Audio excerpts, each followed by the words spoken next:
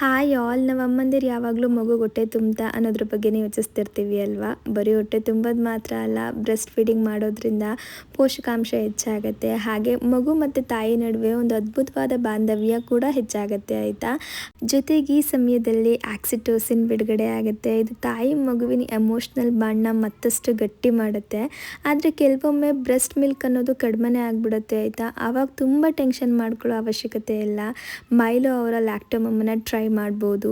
ಇದರಲ್ಲಿ ಶತಾವರಿ, ನುಗ್ಗೆ ಸೊಪ್ಪು ಈ ಥರ 5 ಆಯುರ್ವೇದಿಕ್ ಗಿಡಮೂಲಿಕೆಗಳನ್ನ ಹಾಕಿ ತಯಾರು ಮಾಡಿದ್ದಾರೆ.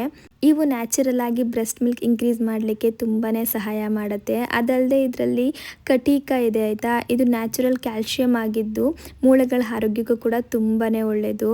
ಇದನ್ನು ಬಳಸೋದು ಕೂಡ ಸುಲಭನೇ, ಏನಿಲ್ಲ, ಬೆಳಗ್ಗೆ ಮತ್ತು ಸಂಜೆ ಬಿಸಿ ಹಾಲಿಗೆ 2 ಸ್ಪೂನ್ ಇದನ್ನು ಹಾಕಿ ಚೆನ್ನಾಗಿ ಮಿಕ್ಸ್ ಮಾಡಿಬಿಟ್ಟು ಕುಡಿದ್ರೆ ಆಯಿತು. ಬರೀ ಒಂದು ವಾರದಲ್ಲೇ ನೀವು ಒಂದೊಳ್ಳೆ ರಿಸಲ್ಟ್ ಕೂಡ ನೋಡ್ಬೋದು. ಹಾಗೆ ಇದು ಆಯಿಲ್ ಸರ್ಟಿಫೈಡ್ ಮತ್ತು ಲ್ಯಾಬ್ ಟೆಸ್ಟ್ ಕೂಡ ಆಗಿದೆ.